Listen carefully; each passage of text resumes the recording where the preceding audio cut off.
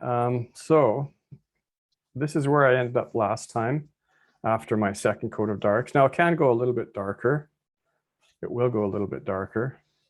But I think for what we're going to do today, I'm going to leave it at this, just a tiny bit lighter than it would be.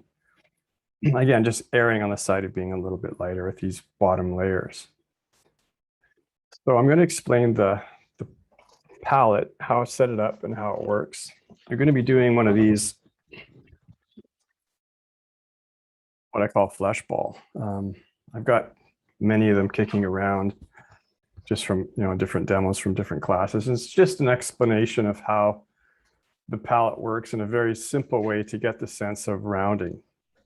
Because of course, when we're working traditionally and realistically, that illusion of form is what one of our main artistic goals. So the palette that we use is set up fairly straightforward in that the colors start out very light and bright, and then as you go across and down and around the palette, they get darker and grayer.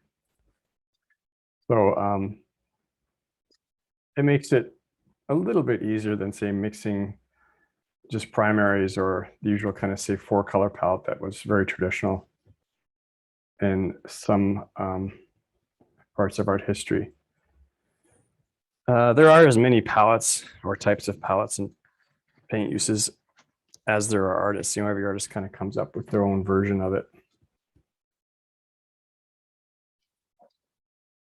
So we'll start by putting out the palette, and the first color, of course, is white. What I'm going to use here. Just got a big tube here of lead white that I'm using.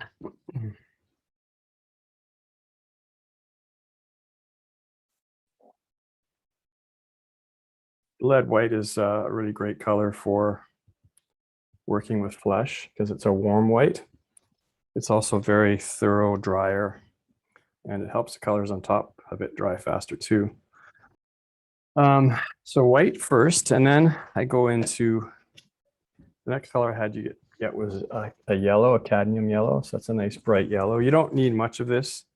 The cadmium colors are very bright colors. They last for a long time. Some of the ones I have are more than a decade or two old. Then the next color is a yellow ochre, which is just a kind of a warm yellow. And you can see that some paints have a little more liquid in them than others.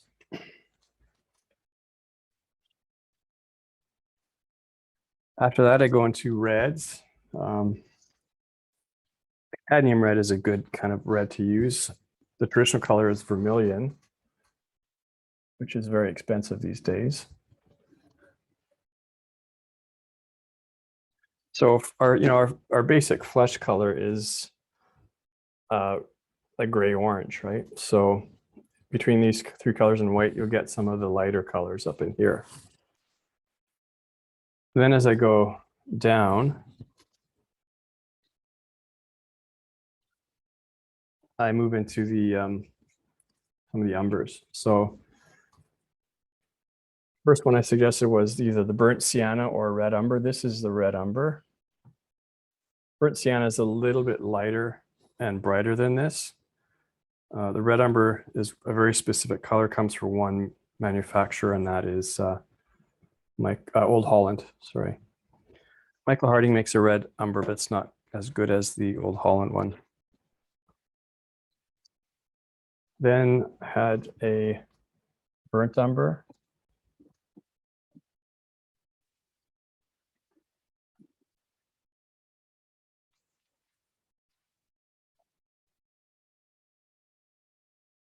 And burnt umber is pretty much the same for most manufacturers. There's very little difference between the colors with that burnt umber.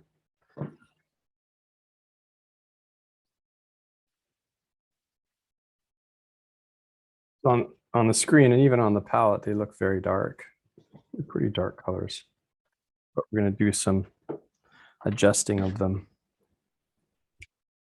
And then next color I've got is a raw umber.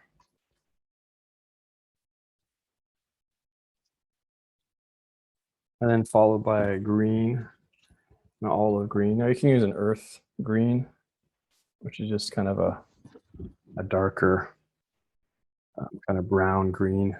I like this olive green. I just like the color of it, the hue of it. And then black.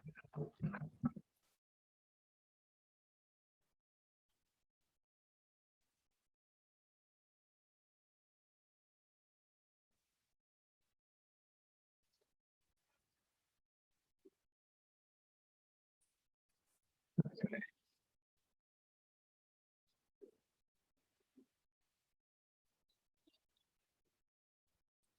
What I do with these colors is I first will string out some of the darker umbers. What I mean by that is I take a little bit of white and I just pull a pile of it over from thicker to thin. And then I mix a bit of this burnt sienna or red umber, whichever one you have. And it just gives me a couple of lighter versions of the color of what it looks like.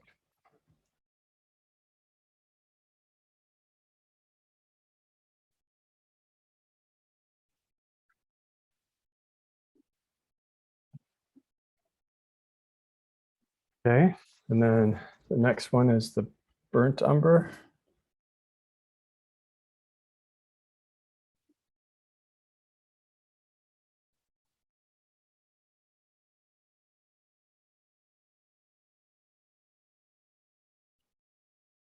So just a couple strung out values there.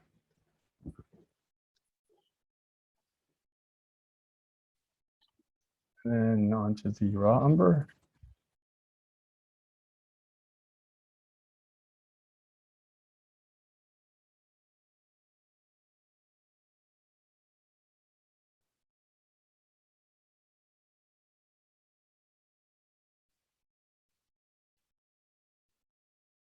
You can kind of see how these are getting a bit duller or grayer as they go down and around.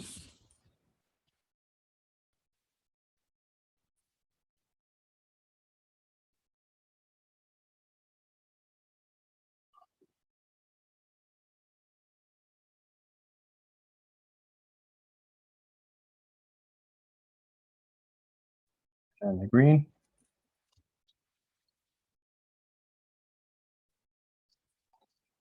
And the black. Sometimes, usually I don't mix out the black, but I'll mix it out here just to as part of the demo of how these colors are relating to each other.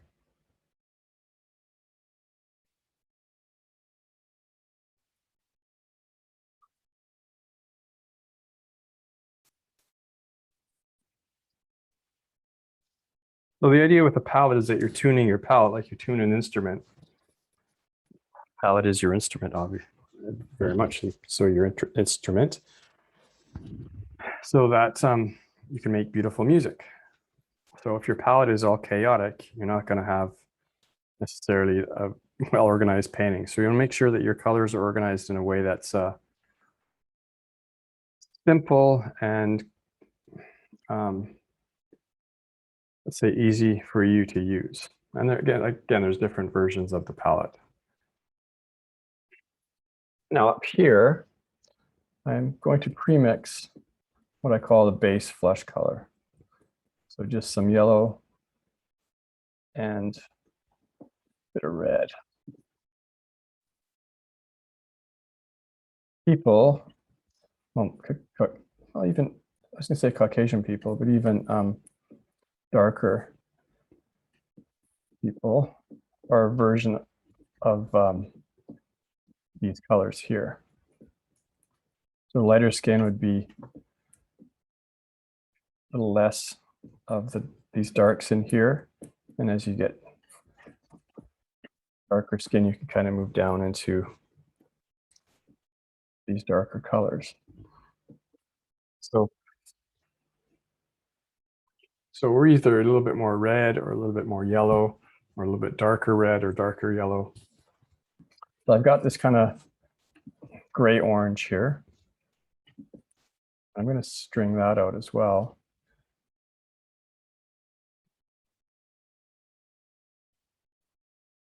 Give a few values.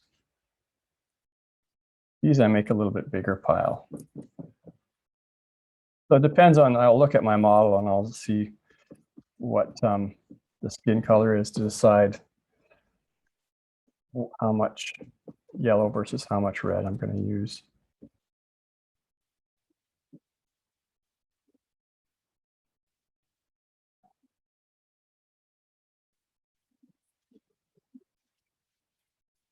Cad yellow I use for the very, very lightest parts.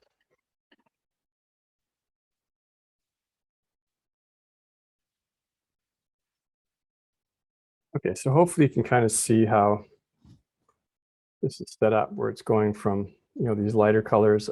As I go back here, it gets a little bit darker. I can take this back a fair amount before it starts to look like too orange, too unbelievable, let's say. And then as we shift through here, the colors get darker and grayer. So there's three aspects to color that I'm always considering when I'm trying to figure out a passage on a painting. So the three aspects of color are value, which is how light or how dark the color is. Hue, which is what we call the name, red, green, blue.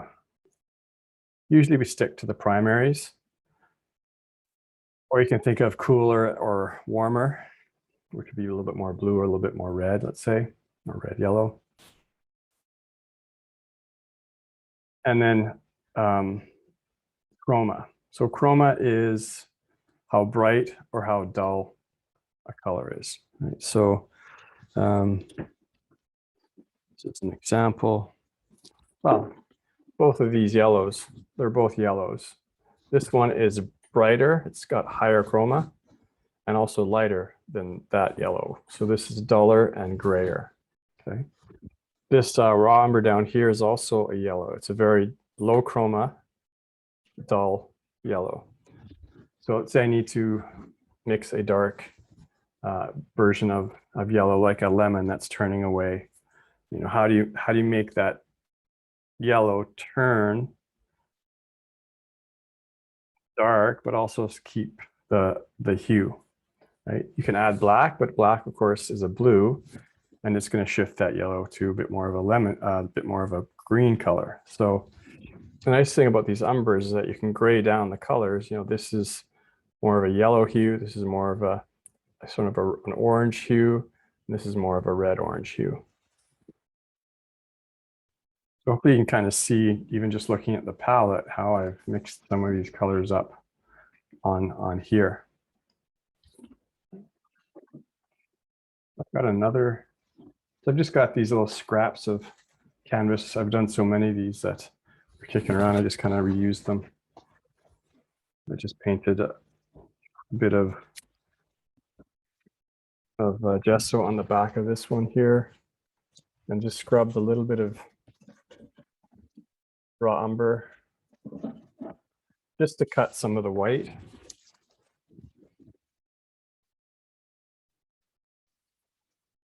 Didn't mix up a gray or anything like that, just raw umber painted on thinly, a little bit of dryer. Get more or less the value there. So, and you just take some kind of circle, making like this works well.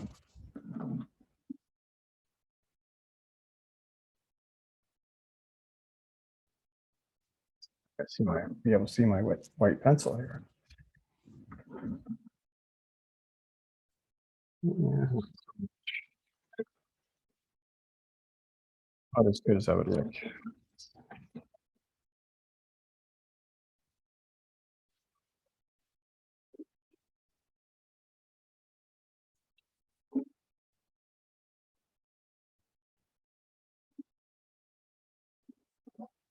I'm just doing one of those drawings that we all did in kindergarten where you've got this circle and the sun up here.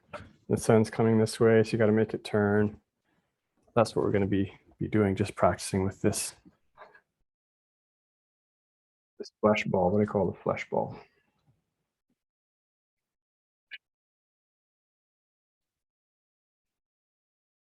All right, so first thing I'm going to do, you don't really need too much medium for this. It's just one layer, so I'll put a little bit of liquid in there if I need it. Down over here in my medium cup. So the liquid I just use to help things dry faster, and really only just on the bottom layers. Okay, so I'm going to take what would be, say, the lightest possible color here, which is going to be just the yellow, ochre, and red mixed with white. I want to make sure I have a nice clean brush. Might be able to go a little bit lighter.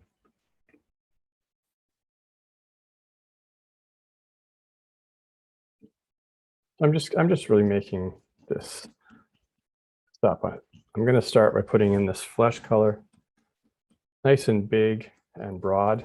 In other words, so it's pretty ample, because I'm going to be painting into it, right? And oil paint, as you work with oil paint, it has a tendency to darken and gray a lot. So you've always got to make sure you're kind of pushing and erring on the side of being a little bit lighter, a little bit brighter. Especially when you're just starting out, so that you can understand how much it does darken and gray. Okay, so pretty big piece there, almost half, more than enough. Then I can take a little more of that same string of color and maybe paint into it to get it to start to turn a little bit.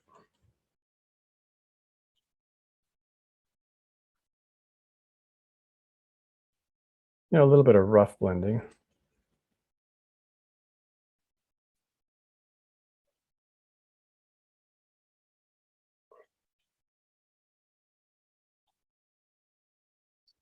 At some point though, like that, somewhere probably about there, starting to look maybe not so much like, well, it's still kind of a darker flesh color, I'd argue. What if I put just the pure orange on? Let's say this, you can see it's way too bright.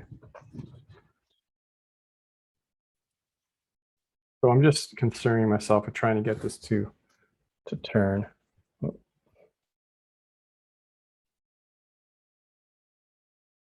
And I'll just, blend up into that white up there a little bit.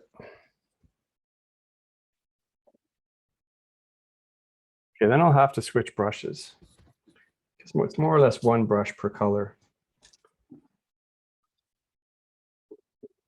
So another brush here. So let's say that I want to go a little bit darker, like that. That looks way too bright, right? It's too orangey. So I've got to dull that down a little bit to lower the chroma. So what I'm going to do is I'm going to take a little bit of the red umber at the same value, not too much. The red umber will darken it if the value's not right. So I might have to go take a little bit more of white, or a little bit more here, and see if I can get that to gray down a little bit. So it doesn't look so orange, it's a bit duller. So it's quite a bit of jump of the dark there. So what I'm doing is I'm just lightening it a bit with this lighter, brighter version of that flesh color, and see if I can blend that up into, just roughly up into what I have.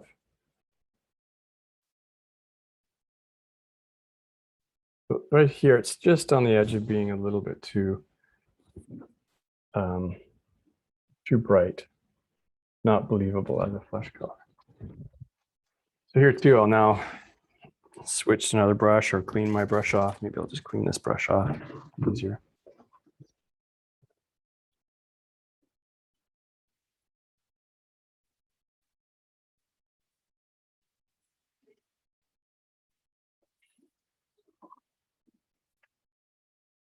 And so same thing, I'll need to take a little more of this red umber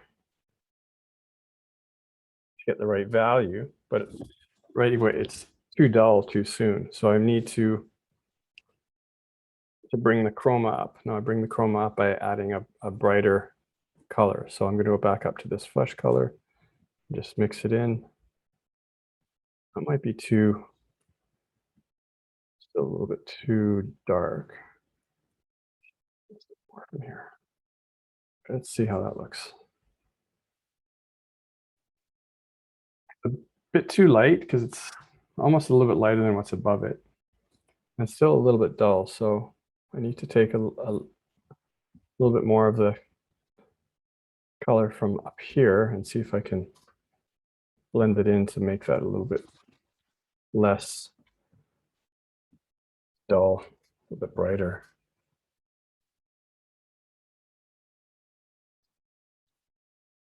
Okay, so that's not bad.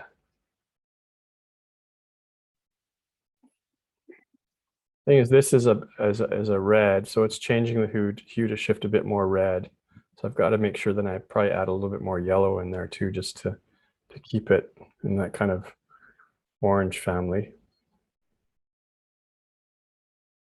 You can get away with, a little bit duller, so yeah, a little bit duller or a little bit the color maybe not being exact in the correct hue.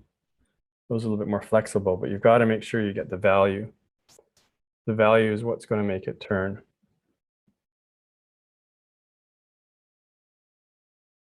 Right, so I'm pretty quickly running out of space here. I've got to make sure I get some nice dark colors in there in the next little bit.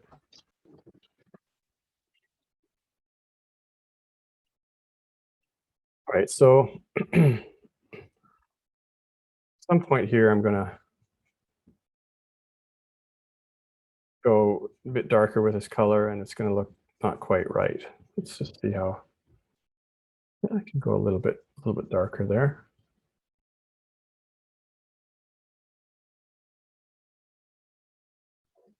I'm just going to bring this up a little bit more, darken a bit more up here.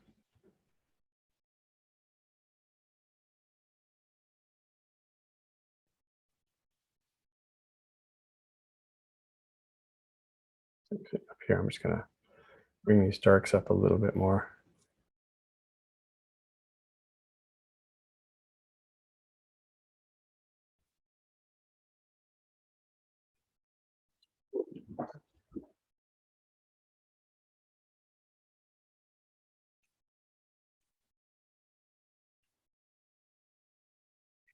I guess if my sun's over there, I've got to turn it more this way.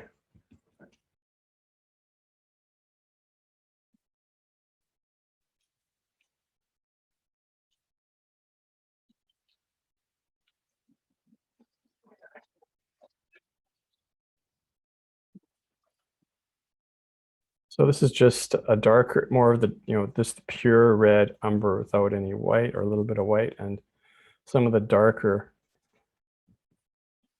version of that red and yellow ochre mixture.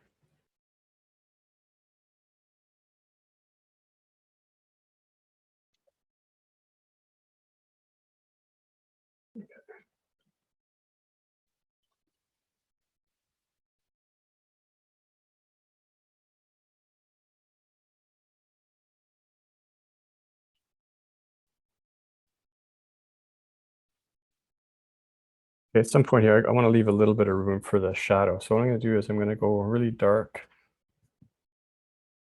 just a little bit darker. Just down here.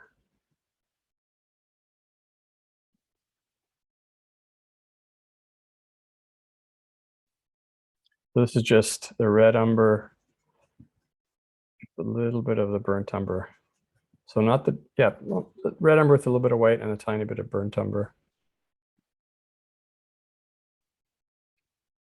Just push it a little bit darker. And then I'll blend that up a little more into the colors above it.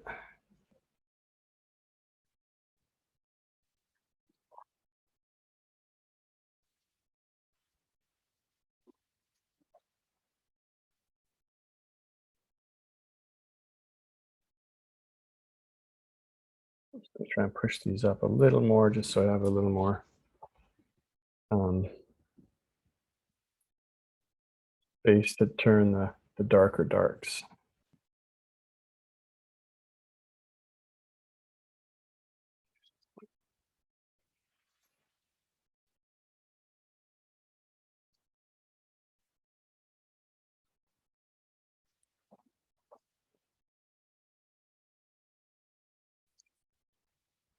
I've got, you know, one brush that's kind of for my lighter version, one brush for the middle tones, one brush for the darks.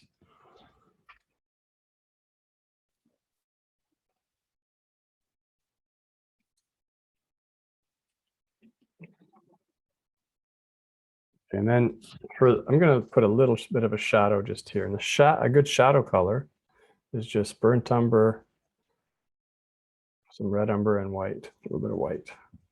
And about half and half red umber and burnt umber. Now that shadow color has got to be darker than your darkest halftone here. So make sure a little bit darker.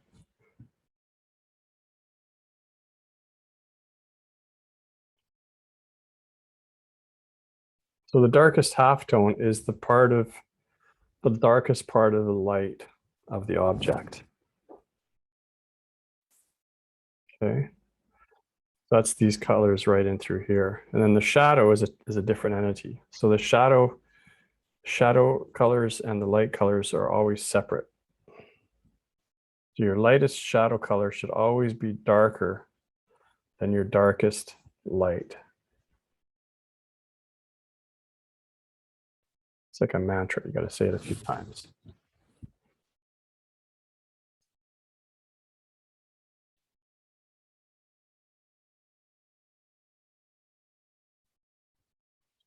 But I should always, when I'm working, I should always see where the shadow and light meet. It can be soft, like it is here, very soft, but should always be able to see where that is.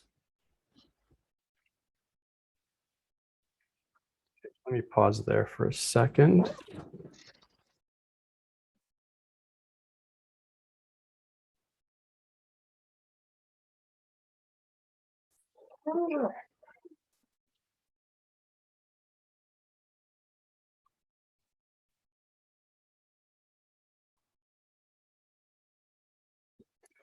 Okay, now I can add things like a little bit of a shadow.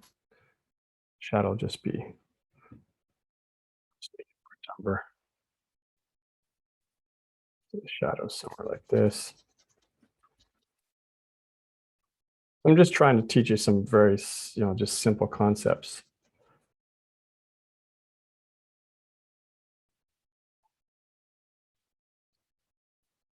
And just playing a little bit with the palette. Turn a form. Okay, so if I look a little bit, what's happening here, my shadow edge, where the light and the shadow meet, that's called the bedbug line. And at that bedbug line, the edge is a little bit darker. You call that the bedbug line, or the terminator is another name for it. Bedbug because, well, I've heard two explanations for the reason of calling it bedbug line. One is that bedbugs are very flat creatures, so if a bedbug stood up on that line, half of it would be in light, another half would be in shadow, or the bedbug never comes into the light, so it always stays in the shadow. So I'm gonna, and you'll see these things just when you start to look for them. I'm just gonna darken that edge a little bit.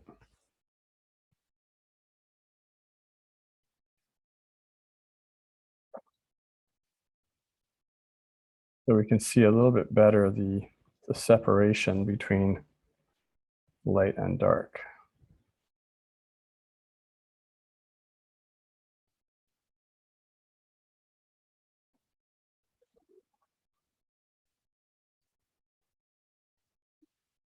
Here I could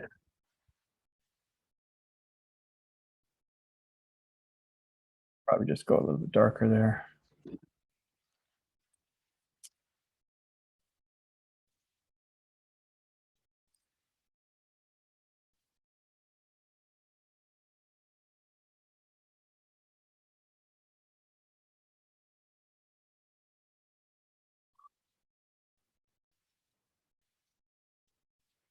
But I'm just making that shadow a little bit bigger.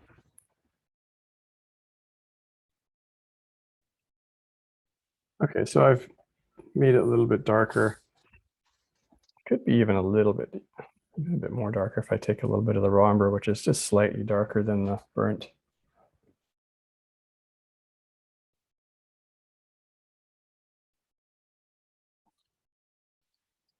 Now that gives me a little more leeway with the dark halftones. I can push those dark halftones a tiny bit darker. So just taking some red umber, sorry, burnt umber, a little bit of raw umber, tiny bit of white. That'll just, the raw umber starts to cool off the redness a little bit of the red-orange color of the ball. So I'm just going to push the darks a little bit more. I could use green here as well. That would be kind of a nice play as well. You often see these green halftones. Okay. Another kind of thing to look for is part of the shadow family is reflected light. And that's where light bounces off some other part of the setup, or if you think about it, someone's light bouncing off the chest of someone and illuminating the bottom of their chin, that's in shadow. And reflected light will take the character of the form that it's hitting, right? So reflected light here will hit here and kind of bounce in on this edge. And that reflected light is a little bit lighter and higher chroma than the general shadow color. But it's not as light as anything in the light, right? So you've got to be careful that you don't put colors in there that are too light. So I'm going to mix in a little bit of red umber, white, go a little bit into that higher, slightly higher chroma color.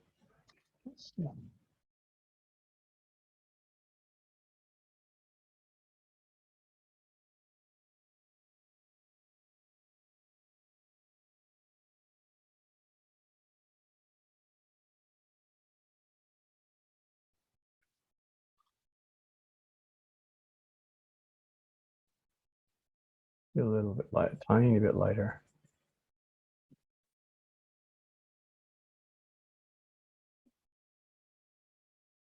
On this one, my shadow is a little bit small.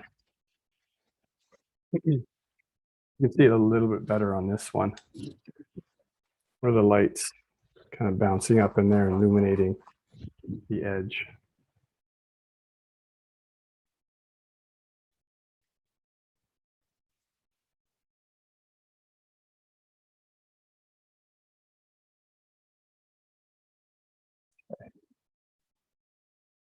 All right, then a couple other things you can do is adding a bit of a highlight if you want. So we've got the general lights, the light halftones, mid halftones, dark halftones, the shadow, the bed bug line, terminator, reflected light. And then often there's like a highlight with just the light bouncing back. And that's just usually pure white, but put on thickly.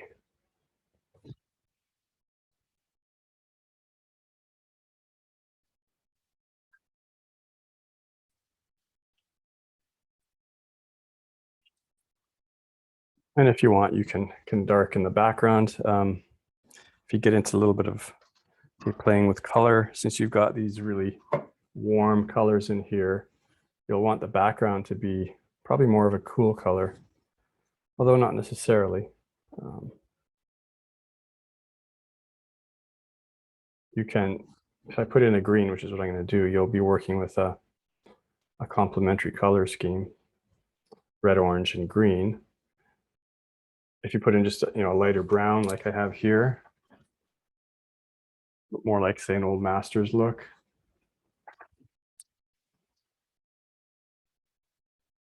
So I put in a little bit of green. It just kind of cuts off some of the orangeness in the painting. If you look at Rembrandt, you'll see these color schemes. They're all pretty simple. You have to have just a green background with a red-orange face, or just one whole painting is just brown. Another way he'll do it. As I talked about in the opening lecture, these things over the centuries, changed, and new schemas were introduced.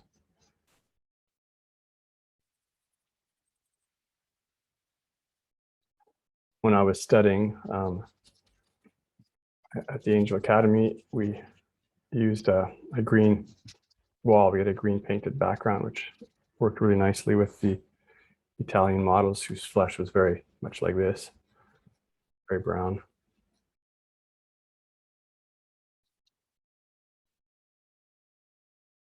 Let's say this is sitting on a table here.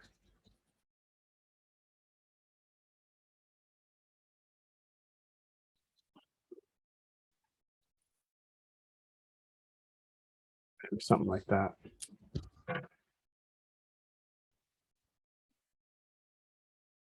So that's the first thing that you guys will do, first project. And I will send some higher res pictures of the flesh ball, just so you can kind of see.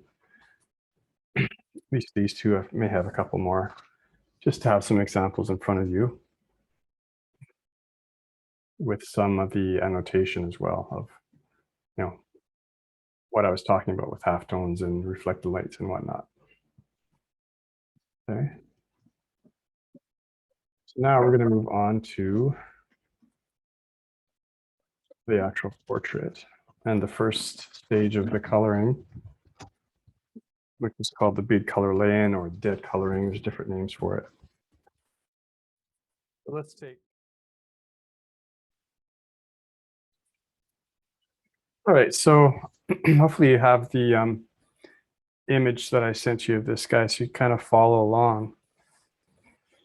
He's off screen here, just in order so I can focus more on this. I've got just over here a print,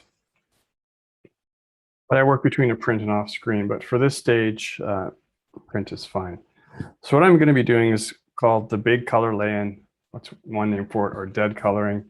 And that's just putting in the big colors for each part. It won't take really that long. I could go a little bit darker here, but that will be the next stage. For now, I think I've got this as dark as it's pretty close to the value of the background. So I'm going to go ahead and start putting in some of the lights. Okay, I'm just noticing here this dark that I put in here is a little dark. So I take a little bit of 120 sandpaper. What I tell you, if you put something a little dark, you take a little sandpaper and just lighten it up a tiny bit. Okay, so I want to look at my image and say, okay, what is, say, most obviously missing in here in terms of colors? Well,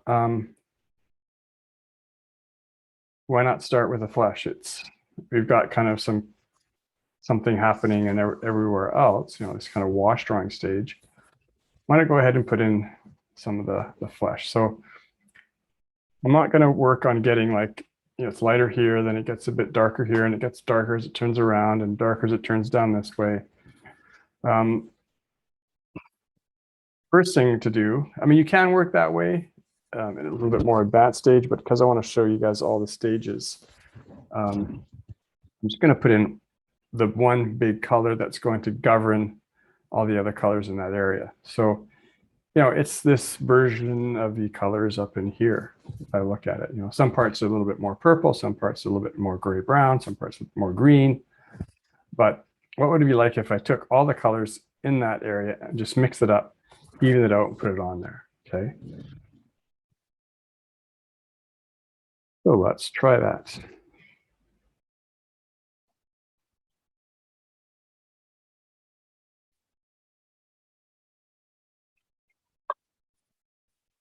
There's going to be some version of this. I mean,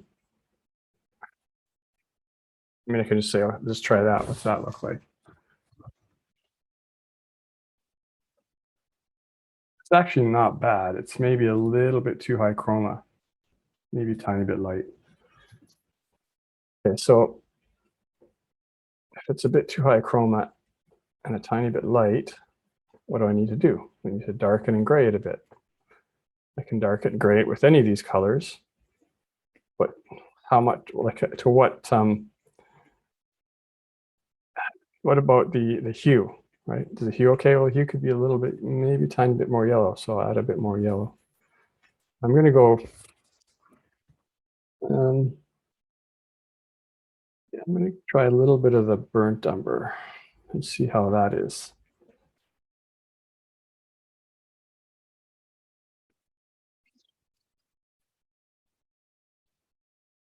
Yeah, not bad. I still feel like it could be maybe a tiny bit yellower, tiny bit grayer. I got to make sure that I mix up enough of that. So I'm going to go back in and make up a big pile of that first flesh color. Yellow, or this burnt umber to gray it down a bit, even a bit more yellow. Because this guy is pretty yellow. Okay, it's not bad. Another thing you can do, if you have your print, if you're working from print, I work from a print and from the computer screen. I've got a really good print here. The computer screen gives you a little bit more, depending on the image, but you've got some really nice high resolution images. It can give you a little more of a zoom in to see what the actual texture of the paint is. But what you can do is take a piece of paper and just test your color out like that, and then put it up to your, let's say this is your print, and see how close you are to the colors on there. So I'm doing that on mine. It still looks a tiny bit on the red side. So I need more yellow. So let's make a lot more yellow and a tiny bit, a tiny bit whiter, a bit lighter rather, sorry.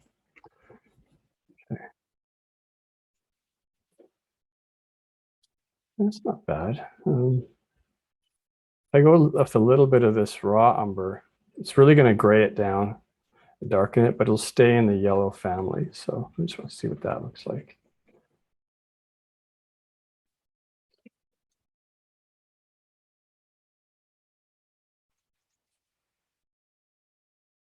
Yeah, it still seems quite right. Still more yellow.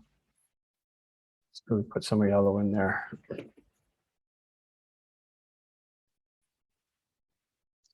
Wipe these bits off.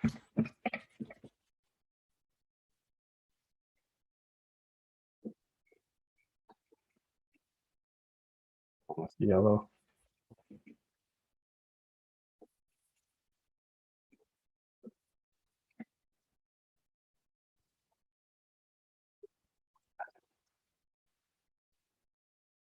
Like some parts up here, it's a bit lighter and brighter. Here, it's a bit more red. Here, it's a bit more green. Still going to push it a bit more yellow. You just want to get close. This is just going to give you some, so you're not just painting on a white surface, right?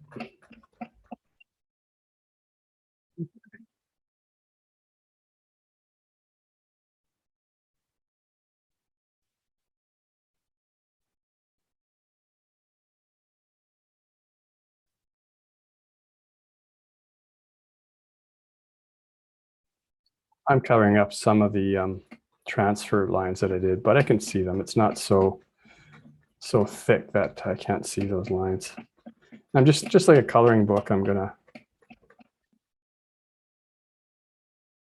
just put this color in everywhere here. Everywhere in the face, that is.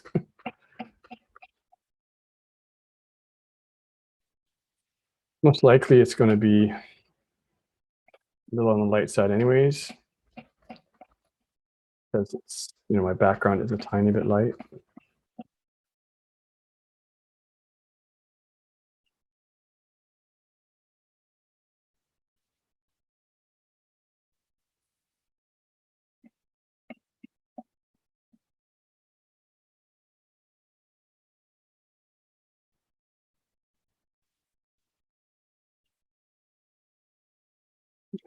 Down into the beard here.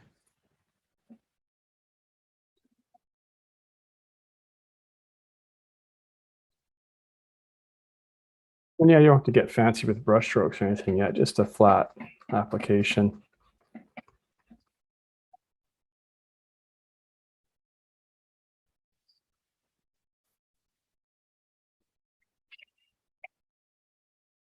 Even over here on this part, which is a little, still part of the lights. It's a dark light, but it's technically still part of the light family.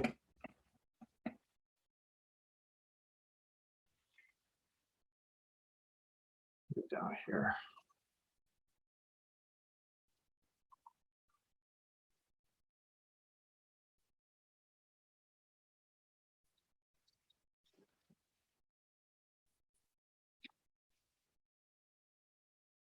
Okay, so that's big color lay-in for the flesh in light. I guess, well, yeah, down here too, technically just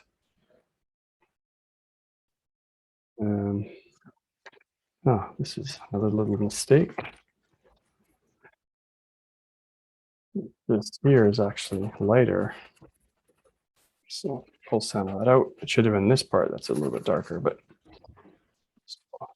pull that out and over it.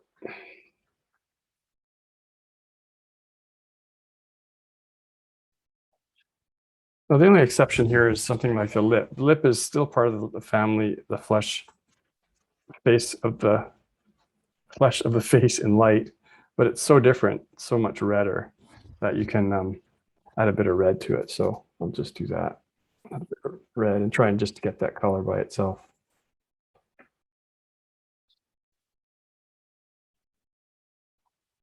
I'm just using a bit more of the red umber in my base flesh color, tiny bit more red, more burnt.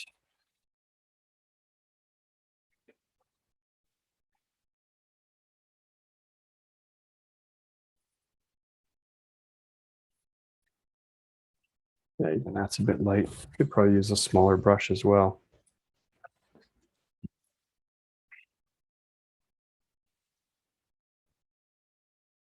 Just one more go at mixing this up even darker. Just a darker version. Almost just pure red umber with just some red. There we go.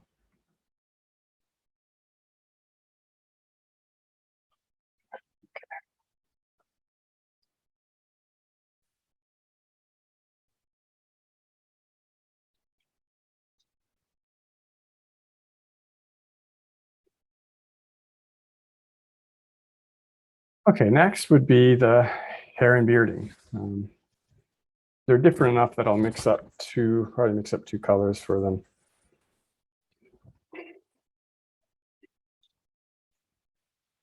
Yeah, let's see, the hair and light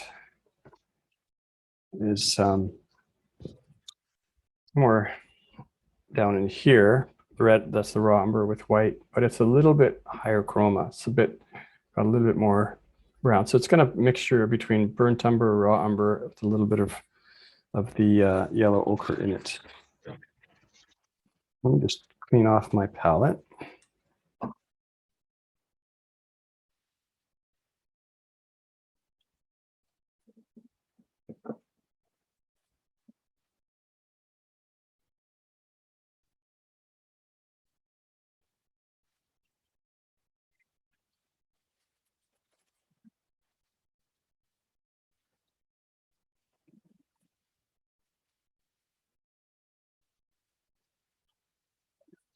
Okay,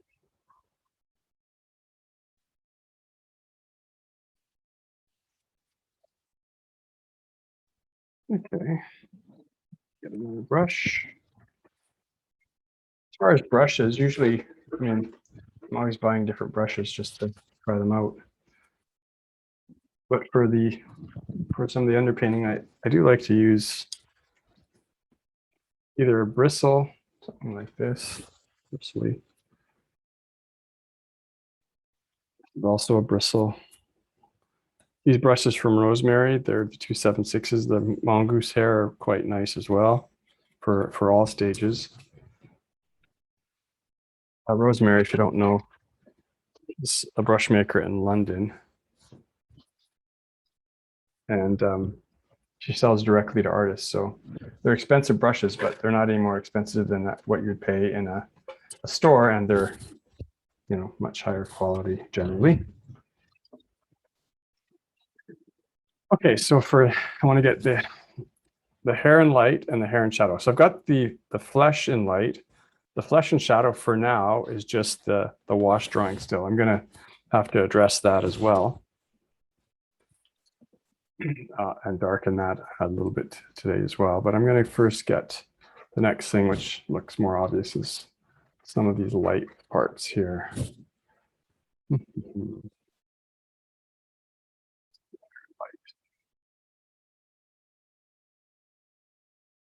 Okay, so I look at my palette, I can see what's closest color to what's on there. It's, you know, somewhere in here, although this is a bit too dull by itself.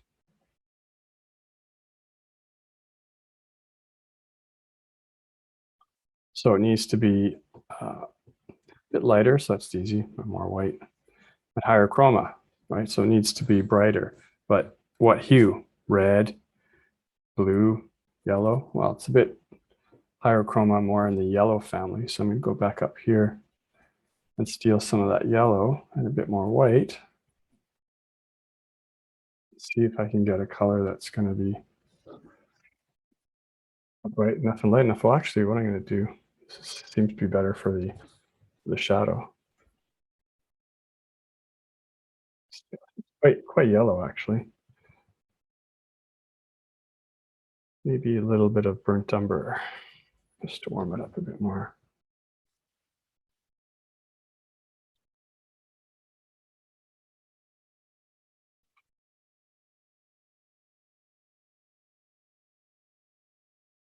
I could use the yellow, cadmium yellow as well. That'll really bring the chroma up. Maybe too much.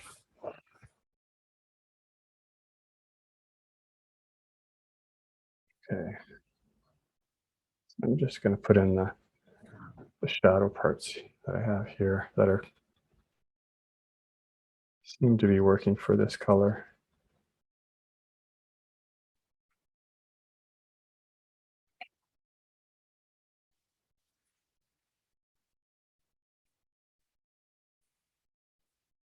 So that part in there.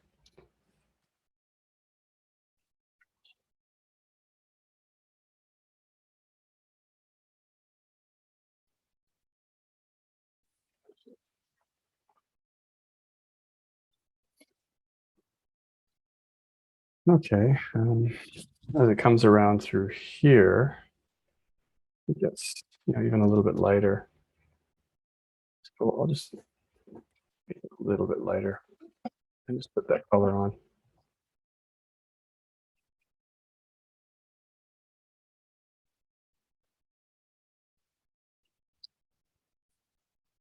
My bad on that one. I went into the lights too soon. So I'm going to go back in here and put the back part of the hair here, just the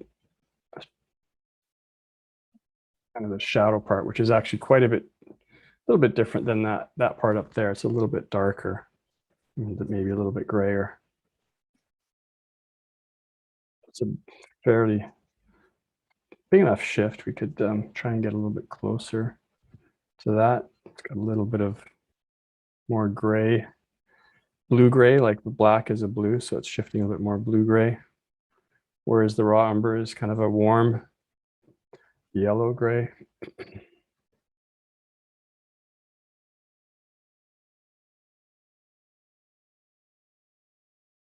And then the yellow ochre will warm it up even a little bit more.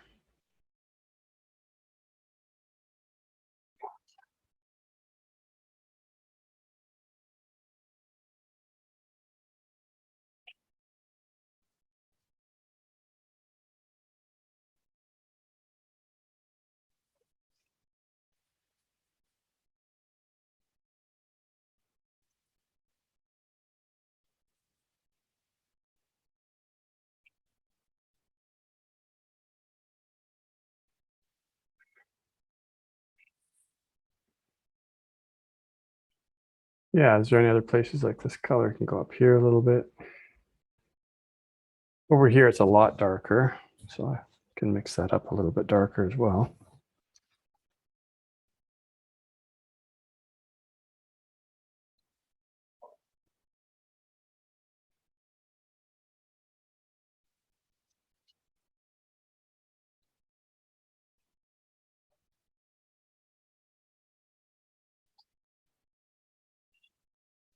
How dark is it on that side? It's just a little bit lighter than the background.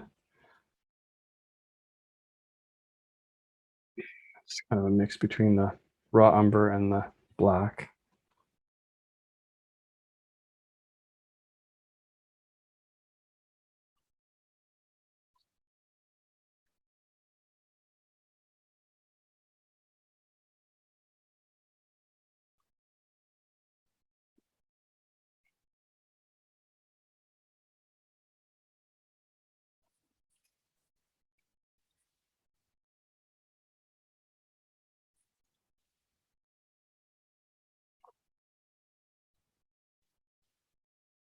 Also goes out a little bit more into the background there too. So just one thing with oil paint, you can really play with the softness. You know, it's one of the big advantages of oil paint is that it stays wet for a long time. So it's something you want to try and, if anything, keep some of the softness that is in the painting.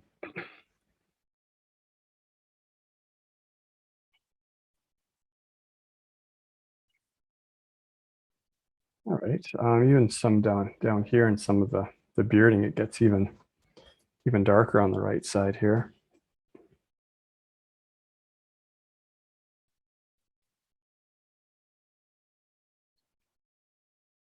So that color I put in is too gray, it's just too blue. So I need to warm it up with raw umber. Or a bit of yellow would warm it up as well, but shift it a bit more green, which it is. It's kind of a low chroma green in some places.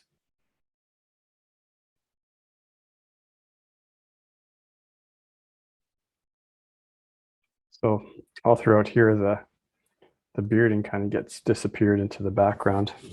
It might be a good idea to have a little bit of that background. It's just the raw umber. Just soften into it a bit more too.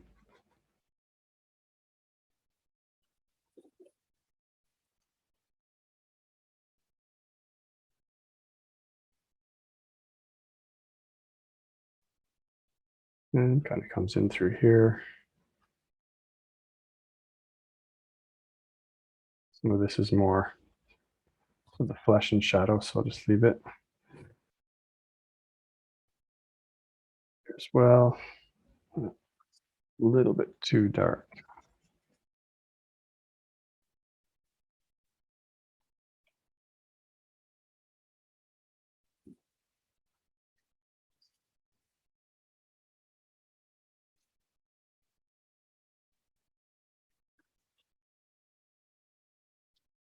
Just lightening this up and bringing the chrome up, shifting a bit more yellow. And through here, a little bit warmer and still a bit yellower. Once you start putting these colors in and trying to figure them out, it's amazing the actual what actual colors are in there.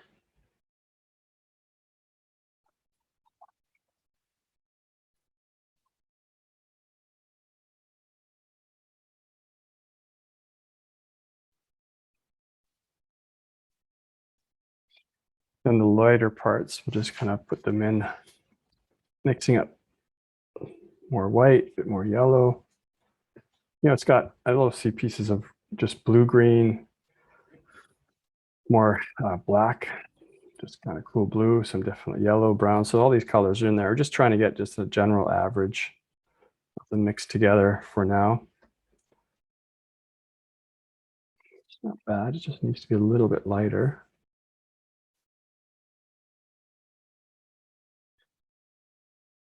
So my medium is just a little bit of liquid. That's all I'm using, just to help it dry a little bit faster.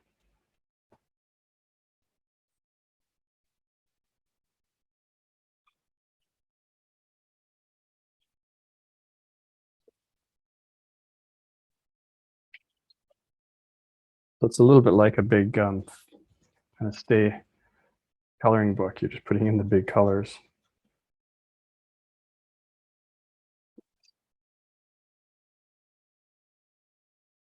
This goes up in here.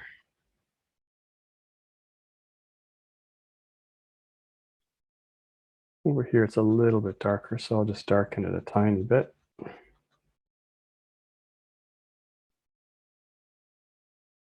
And this is where I can kind of get some of the soft blending as well. This here's a little bit darker as it comes down here.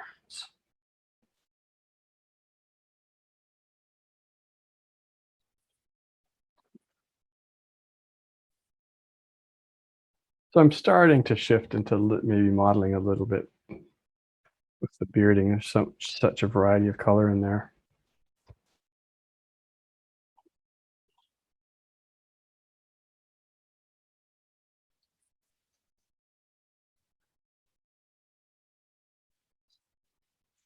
You got a little bit more liquid.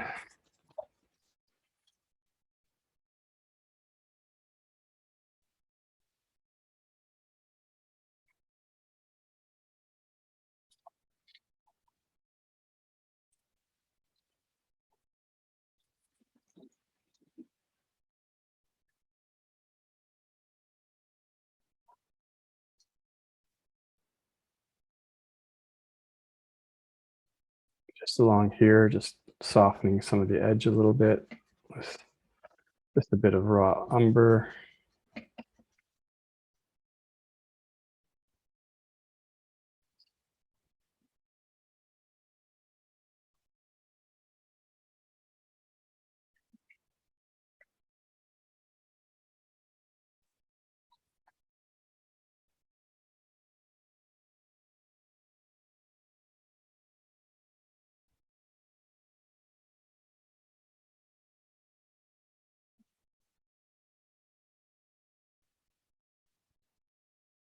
Here I'm just, again, just softening and darkening the background a little bit at the same time.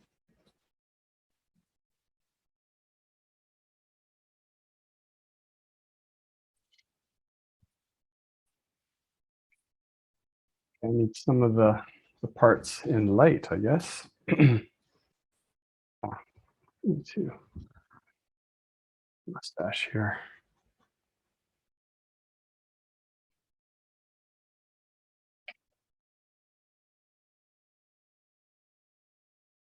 Cut up into here.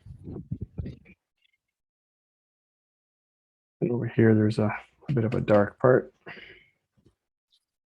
And this up in here, which is in more in the light, but it's actually a little bit more yellow than what's happening on this side. So such a shift, I'll just shift it a little bit more yellow. Let's see if we can make that just a bit more towards the yellow side.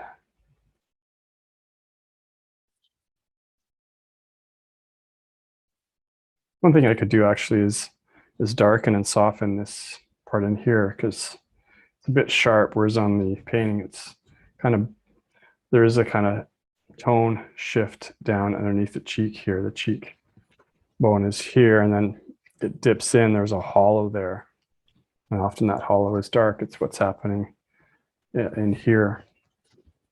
It's kind of standing out and catching my attention. So I will darken that a little bit. These kind of decisions are really, something catches your eye, like that kind of caught my eyes being really standing out. So, and the color is just kind of a little bit of the gray color.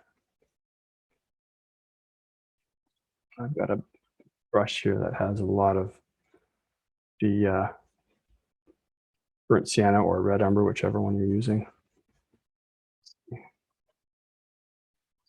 And just kind of blend up into that to show that that's getting darker and turning down a bit there.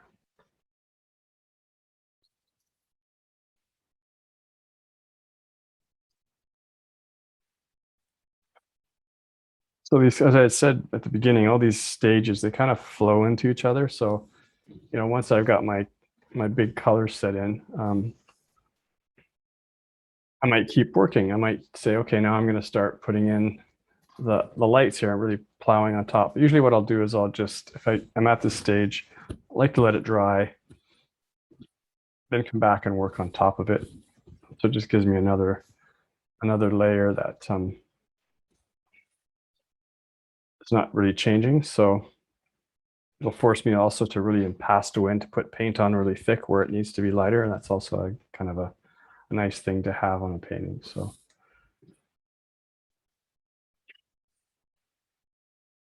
some of these colors in through here as well. So there, it's you've got these sort of kind of principles and tools to use, and then how you want to use them, I guess, is really up to you. So, all right. So if I'm going to continue with the hair, I'm going to put the last little bit of these little touches of light. Okay, missed a couple of things, small things in the darks here. Just a little bit of dark on the left side, just in here.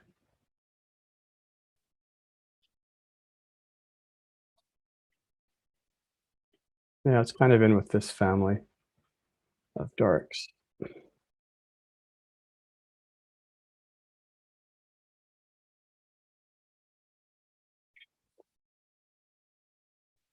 So, things could be soft and simple at this stage. I want to go back up in here and put these lights in. So they do have a little bit of the sense of the kind of orange of the flesh.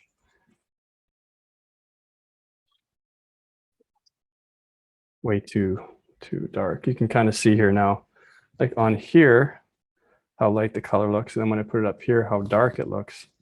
So, colors are influenced by what's around them, which is another reason why, if you can get this stage, we've got these colors just blocked in, you'll more easily get the colors on top, if that makes sense.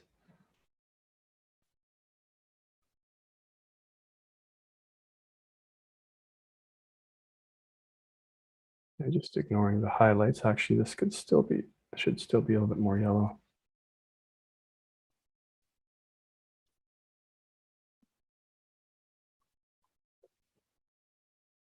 I took a lot of cadmium there. You can see it really shifted it quite yellow.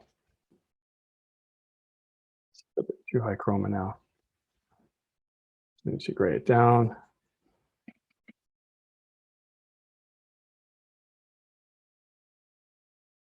A bit more of the yellow ochre.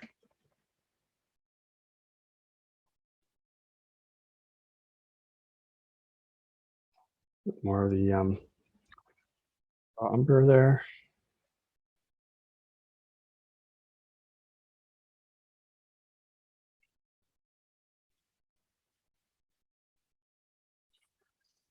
Yeah, I've got it's a little bit too orange. So I need to paint into it to fix it. It's close, but it's a little bit too orange compared to what's on the print, which is what I'm going after. So we just paint into it with a little bit of yellow, maybe a tiny bit of green.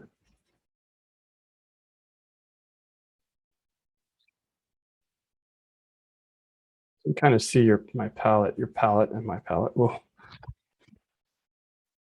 kind of get a bit messy and crazy after a while. So during the break, we'll clean that up.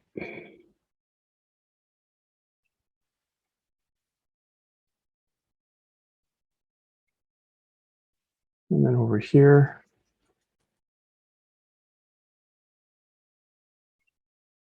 a little bit there.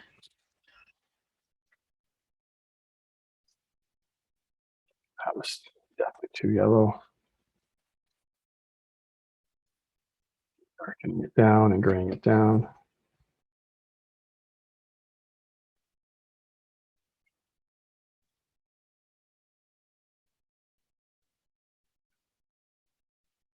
Making sure that I'm wide enough here with that, just kind of blending into the background.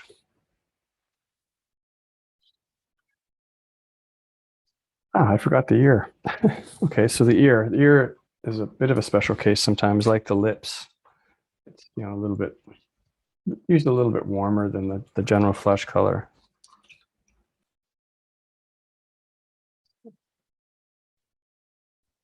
I would have just mixed the slightly pinker flesh color off of the pile I had, but I'll take this time just to clean up.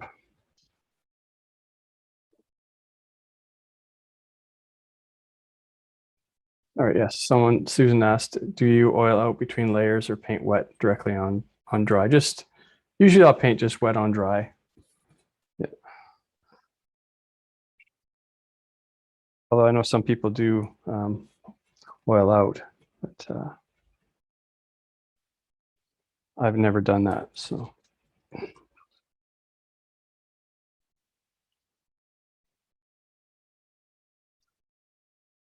you can do either or.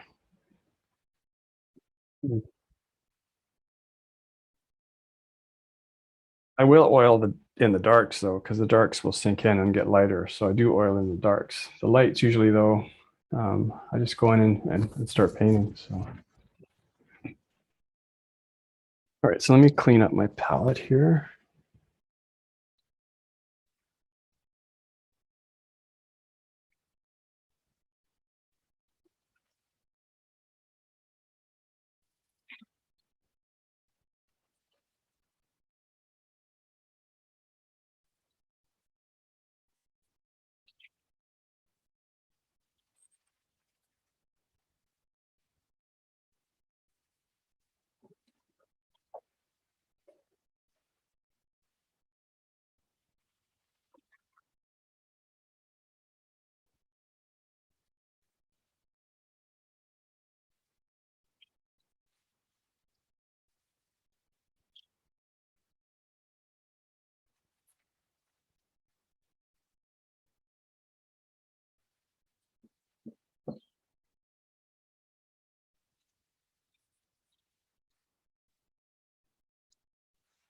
Okay, so the ear. I'm just gonna work on the ear.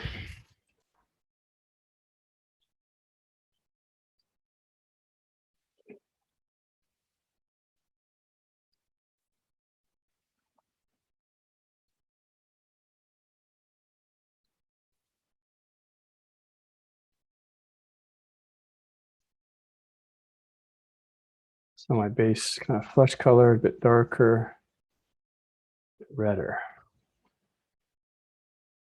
Yeah, not bad for a first guess. Yeah, it's good. It's good. Good enough.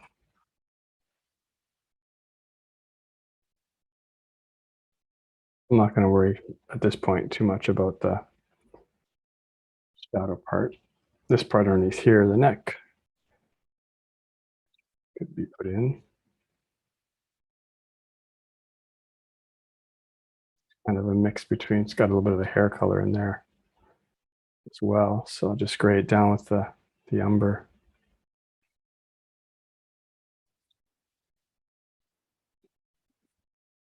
Okay. So the next thing would be the flesh in shadow. So what I've got, my basic wash drawings, a little bit light and a little bit too cool. So on the painting, it's darker and warmer, but I do like to keep the shadows fairly thin. So what I'm going to do is I'm going to take a mix of my red umber and burnt umber, and just no white, just kind of go in and darken it with just a glaze. Maybe a little less of the red umber, otherwise it's too red.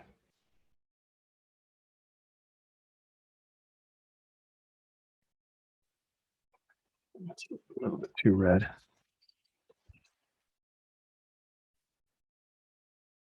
Should be more just burnt umber.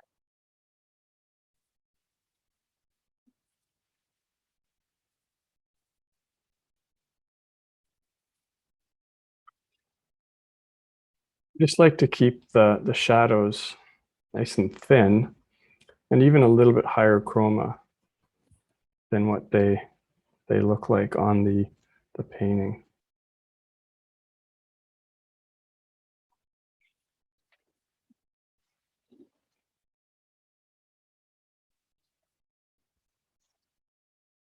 If you can keep them thin, you can get the sense of like kind of light shining in from behind, from underneath, like the canvas kind of coming through the thinner paint. There's a little bit of glow to the shadows.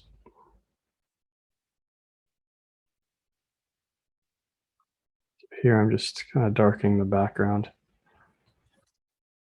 I still have some leeway there. Just a bit.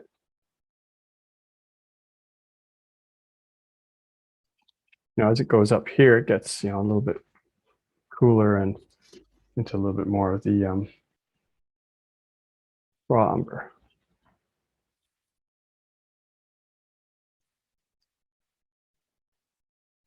Now I'm just going to stick with this little bit of burnt umber.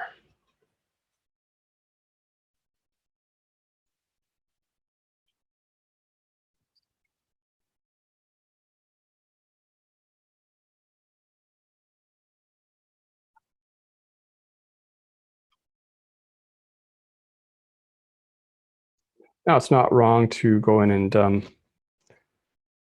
glaze or mix up with white that color. You can do that. Is the practice in the academy, but I just found over time that I got into doing this kind of more of a just glazing these colors on, keeping them nice and flat and thin. Just give a nicer look to the painting.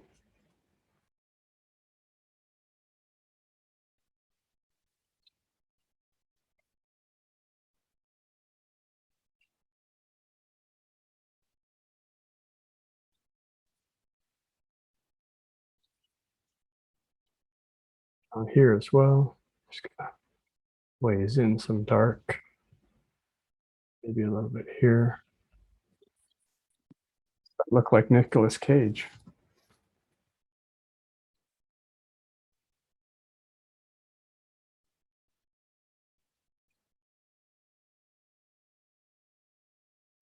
It's Nicole here. What will you be doing to the shadows, those particular shadows, in the next step?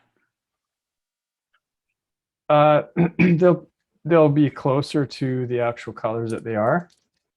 So I'll be blocking them in, getting the softness along the edge of the bed bug line, and just mostly developing the lights, because the shadows don't have much variation, at least on this one.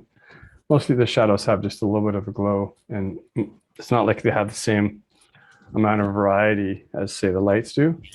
So I'll work on the lights first, and then come in, make sure that I've got enough softness at the edge there.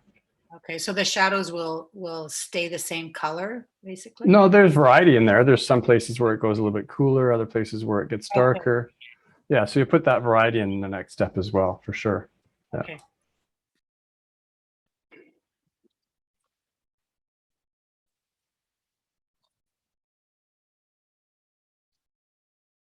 Yeah, so what else can I do here?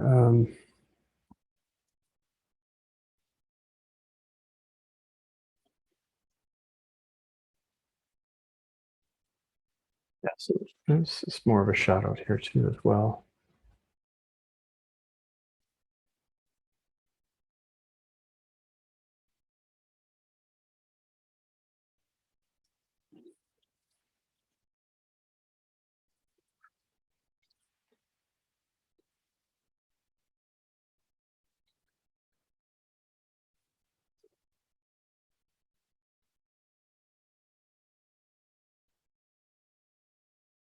Here along the eye, this is actually, gotta be careful because it's a little bit dark.